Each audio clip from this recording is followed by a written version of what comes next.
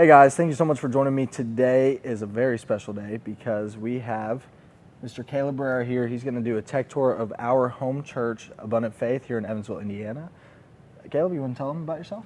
What's up, guys? My name is Caleb Barrera. Went to Bible college for just a year. All jokes aside, I learned a lot in that year, and so I felt like it was time for me to come back home and apply that skill. But I've been here. I've been at this church since I was probably about 6 years old. Musician, and then also I do a lot for production side of church as well. So we both do a little bit in our AV team. He does a little bit more than I do, but we're both on the AV team. We both do some things here and there. I guess I don't really play, but I do. You do. You're part of the worship team. I'm part of the worship team, so instead of me talking about our tech, I thought it'd be nice to have somebody else so I could kind of record today. And he also just, quite frankly, honestly knows a little bit more than I do. I don't know anything. Not much, but he knows a little bit more, so we're going to go ahead and hop right into it. Cue the intro.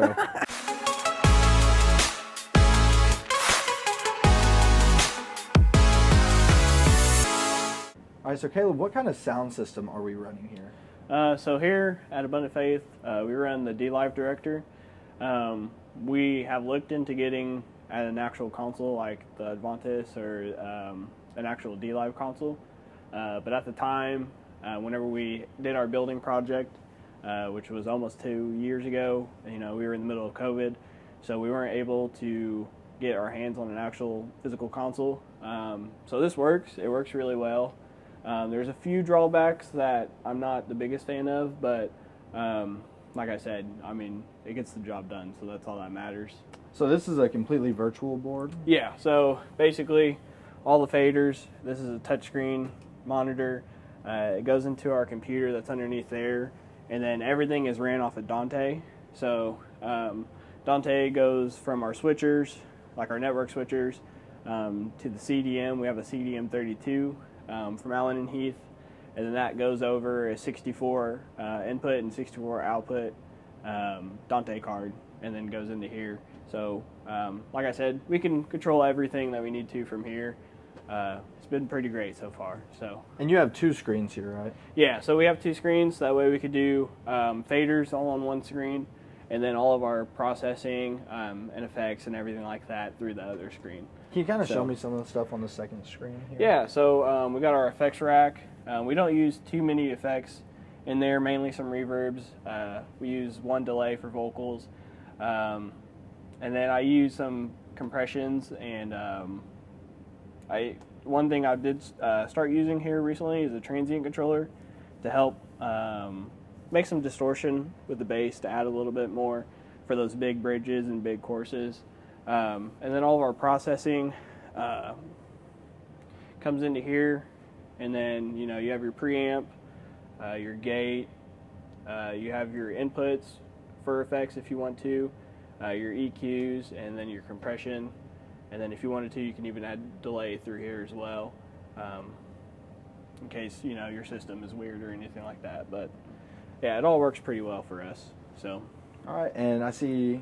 Well, I act like it's not yeah, my we can church. go. Yeah, we have our stage box back here. Yeah, so this is not on the stage or platform. This is the CDM 32, 32 in, 16 outs. Has the Dante card right here.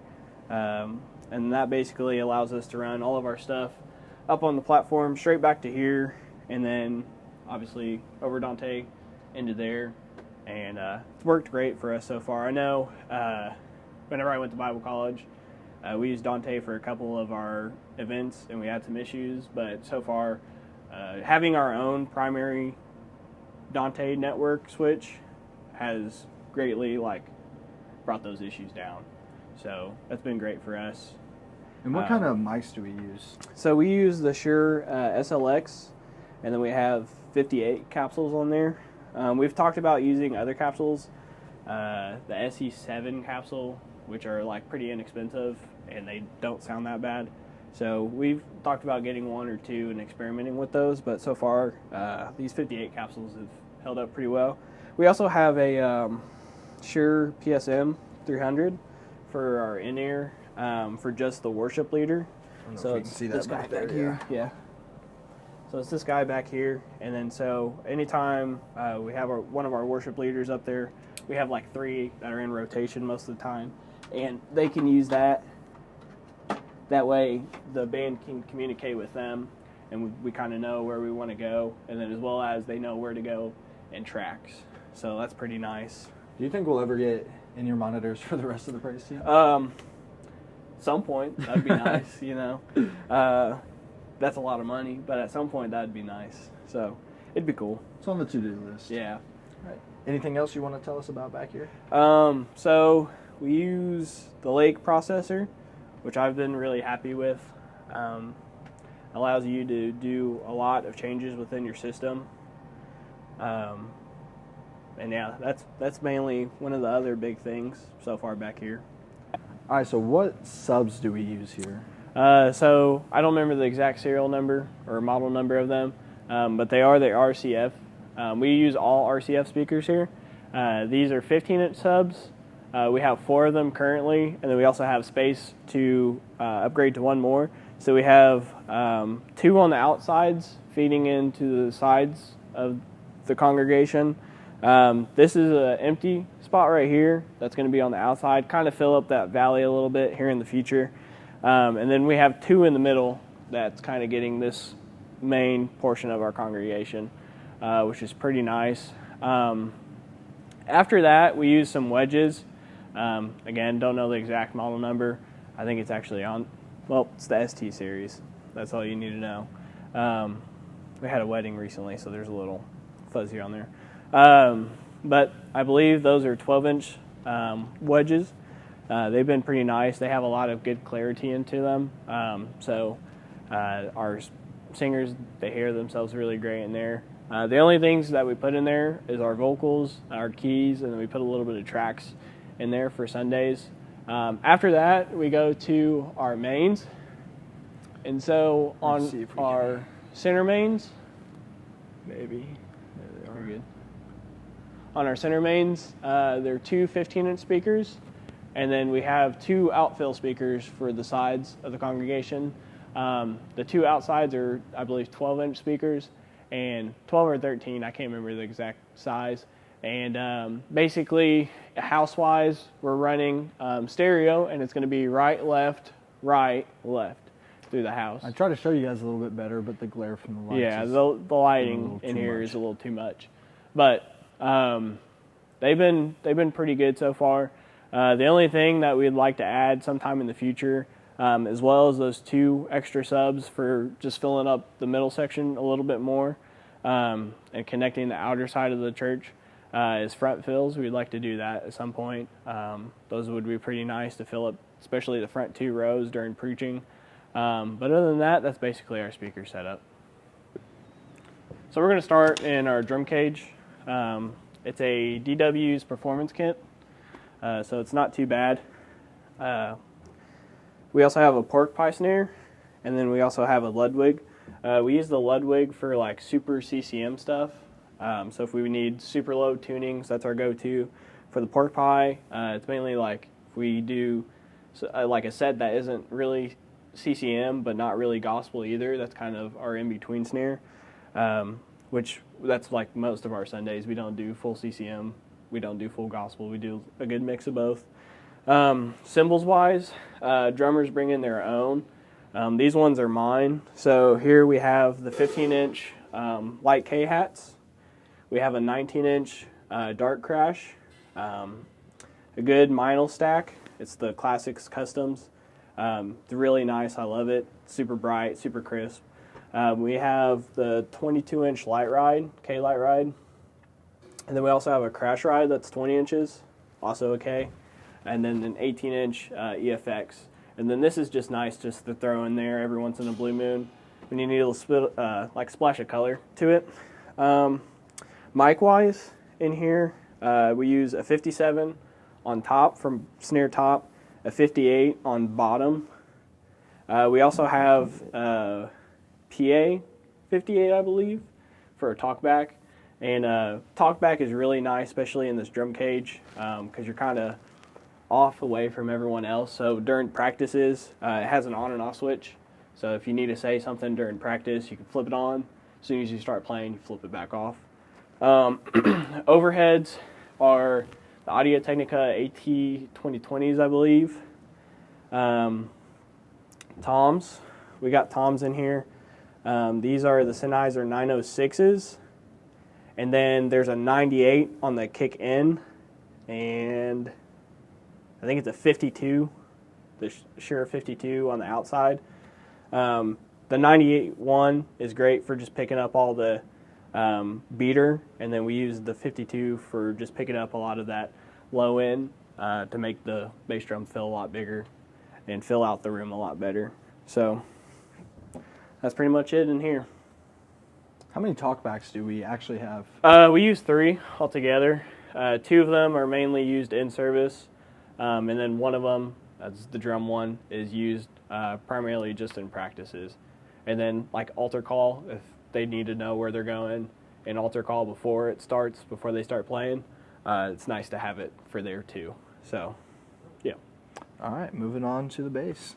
So here we have an Ernie Ball Music Man. It's the Stingray. It's a 5-string. This is our like house bass. So if, you know, any of our musicians, we have a couple of bass players that bring their own. But if they don't have it, then they can bring this. Then that goes into the Polytune 2 right here. And then from that, it goes into the Pro D1. At some point, we would like to either upgrade this to a J48 from Radial or a Neve DI. Those two would be my top choice. But that's probably going to be down the road a little bit.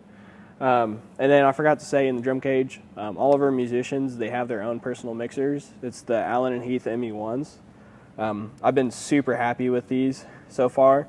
I mean, coming from a P16 to this is phenomenal because you have a lot more control over what you want to hear in there and like the exact resonance of what you want to hear as well. So it's been pretty nice. I know as well, we have a bass player that brings in his own pedal board. So he just goes from his pedal board into the Pro DI, and it works pretty well. Next, we have acoustic. Acoustic's pretty much, I mean, simple as that too. Tuner, DI, straight to the house. That's pretty easy. And then next, we also have our electric guitar. This is his, which is just the full version of the Helix. We also have a Helix LT for like our house as well, so that way, say if someone doesn't bring their pedal board or they just need something, they have the LT, and then everyone brings their own electric guitar. Which We do is have a nice. Les Paul, though. Yeah, we do have Les Paul for the house. It's at my house, but we have it. We have, we run it in stereo right now, but sometimes we have special services where we'll have, like especially for like Easters or Christmases, we have a big youth revival that we do. We'll run 2 electric guitars, so then both those guitars will just be ran mono instead of stereo. Gotcha. From there, we go to our aux rig. So aux rig is really, really simple. We didn't want to complicate it too much for anyone. So it basically goes stereo, DI, dual quarter into an 1/8 inch. And then that just plugs into everyone's headphone jack on their computers. This keyboard, we basically run MIDI keys. So this is our main aux player's MIDI keyboard. And then I know he uses Omnisphere for all of his sounds. And he is a nerd when it comes to his sounds. So his patches on Omnisphere sound incredible. And that's been pretty good. So this right here, this is our tracks rig. We use Prime mainly because, say, if we need to throw a volunteer on there to do anything, it's a lot easier to use that than an Ableton. It's a little less intimidating, I guess you would say. But Elisha and we have one other guy, his name's Drew. They're the main 2 that run tracks on Sundays for us. And then we also have another guy that does it here and there. We have a Looptimus, so say if we need to, especially for bigger services, we can program any of the buttons to go wherever we want. And then we also have a click solo, just in use case. that one a lot. In case we get off the click, and that happens. We don't have really like a set band. So we have a lot of musicians. Like we have 5 or 6 drummers within the church. We have 4 bass players, 5 bass players, 3 or 4 different keyboard players. So we kind of try to rotate everyone, and not everyone has played with a click their whole entire life. So we try to accommodate, and we also still try to use tracks as much as we can, because it just adds that little extra oomph in worship, which is pretty nice. And since we don't can our songs, and we're changing it up a lot, we usually have somebody else running this instead of our keyboard player, in case you haven't noticed. That's the main thing. This adds another volunteer spot, but at the same time, it allows us to free flow wherever we want within the worship service. So instead of like canning a song and then going back after the song is done, say if we want to do the bridge an extra 50 times, Which happens. as what we do, as worshipers, but we can do that with ease. So it makes it a lot better. And then as well, this is our second talkback mic. So we'll either, depending on who's running tracks, if it's Drew or Elisha, we normally let them have talkback. And well, if it's me, they'll take it. But mainly Drew, because he's pretty good at running talkback and letting the band know, hey, this is where we're going to go, this is what we should do. Especially between him and drums, he's a drummer as well, so he helps out on drums a lot, saying, hey, let's crash here, or wherever we need to go with that. But we move this talkback either between here and electric guitar, depending on who's on electric as well, and who's comfortable with that. Here's our keys rig. So if you want to come around here, we use a YC88. It's the knockoff Nord, but I'm just joking with that. It's in my opinion, it's not as good as the Nord, but it also is not the worst keyboard I've ever played on. So it actually does really good. I enjoy it. The patches in it are a little brighter than what normally come on the Nord. So sound-wise, you just got to know what you're doing, EQ it a little better. This right here, this is a talkback, but it also goes into the house. If we look right here, down here, we have an A/B switcher from Radial, and so normally the people that play keyboard, they're pretty good about it, knowing, hey, I'm in the house, or hey, I'm in talkback, and so they switch back and forth between it, and it allows them to communicate with the band a lot better. And then also, especially like our pastor's wife, she loves to sing, so it allows her to be able to sing with the singers, and then also communicate with the band. So it's pretty nice. we do also have a Nord Stage 3. If you want to mention that. We have a guy here who has a Stage 3 as well. And so we'll normally, like if he's playing, or sometimes he'll leave it for a couple weekends in a row if he doesn't need it. And we'll switch back and forth between those.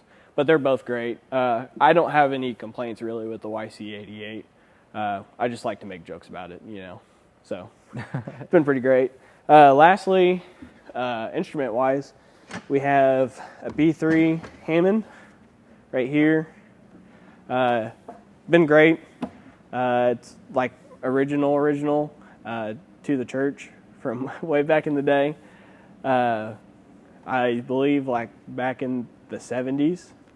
So that's great. And then we keep the speaker. We have a Leslie speaker that goes to it, and we keep that in our green room. So let's show them the green room. Let's show them the Leslie. Maybe not the whole green room, but the Leslie. It might be a little messy back here. I can't remember. We cleaned up. So maybe the green room is our music room, basically. Yeah. So here's our Leslie. We have a 57 on top, and then I believe it's an Audix mic. I can't remember. But basically, one just to get the low end, and then one to obviously get the top end. They don't use the foot pedals too much, so we don't have a lot of low end that comes out of there. But, you need both just in case. Then we also have a cabinet, Important stuff. Yeah, people aren't putting their stuff up, but it's supposed to go in the cabinet. We also have our choir mics behind you, it looks like. Yeah. So these are actually new to us. It's the KSM 137s from Shure. I've been pretty happy with them so far. For choir mics, they don't throw, like they don't pick up from a huge distance, but they pick up well enough. Especially our choir isn't like too far away from where we place the mics on the stage. You also just set up a channel too, right, to use it as an audience mic? Yeah, so we experiment with that just a little bit with the live stream. So we're, using it out, see, like comparing A/B between weeks, and seeing how it does as audience mics whenever we don't have a choir Sunday. So, yeah. All right, cool. Anything else you want to say about platform instruments, choir mics, regular mics? That's pretty much it. There's a couple. I want to get some shotgun mics at some point for crowd mics, but we're still 2 years new into this building, so there's a lot that still needs to be done project-wise. So, I mean, when we get them, we get them, All right, we are back in the sound booth. What are we doing back here, Caleb? So now we're going to talk about our lighting a little bit. Again, we're pretty new to this building, so the lighting isn't the best yet. We're still kind of experimenting, moving stuff around here and there whenever we get a chance. But basically, we just use LightShark, which is all through just a web page. So we get our own IP code and then just type in that IP, and then it allows us to control all of our lights from back here.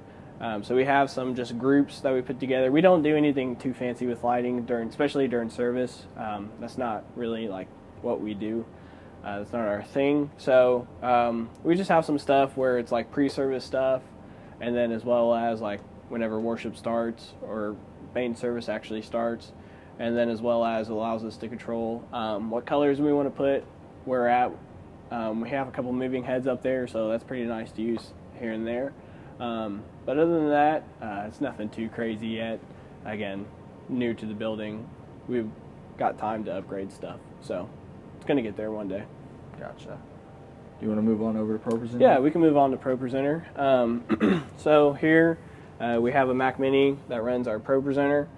We don't use ProPresenter like to the full extent that we could, but it is pretty nice to have. We do have Dante ran through these, the virtual sound card, so we can basically control all of our pre-service music through Apple Music or our countdown music on ProPresenter all through Dante, which is pretty nice. Our projectors, we use NEC projectors. I can't remember the exact specs on them. They're white. We wanted black ones, but again, COVID didn't allow us to get those in on time. And then so far we've been pretty happy with our screen. It's a 28 by 12 screen, so it's pretty massive. It's a lot cheaper than doing an LED screen that size. A lot cheaper. So again, you got to pick and choose your battles, and that's one of them. And like I said, I've been very happy with it. It doesn't look exactly like an LED screen, but I mean, for people that just come in and they're like, dude, that's massive, they won't notice a difference at all. So it's served us very well. So, and like I said, one of those things we can upgrade way into the future. So after that, we have our live streaming setup. So that all is ran off of this MacBook Pro. We use OBS for all of our stuff, and then we have that all automated through Restream. And so Restream allows us to send it to our YouTube and then as well as our Facebook at the same time. Which you can find at Abundant Faith Church. Yeah, Abundant Faith Church, Evansville, Indiana. So we don't do anything too crazy with live stream. We just have a couple PTZ cameras. We have 2 of those set up. That's something, like I said, in the future we'd like to soon get to upgrading. That'd be pretty nice. We do use a Stream Deck that has some of our camera options on there. Adding lyrics and taking lyrics off for the live stream, as well as camera switching. But like I said, you gotta pick your battles where they are, and that's one of the things that we're doing as well. So our big focus here is the sound part of it. So if we have great sound in worship, in live service, that's mainly where our focus is. All right, so some people have asked us, like, why do we do what we do? You know, it looks like we're busy. It looks like we're not paying attention a lot of times to preaching or to music.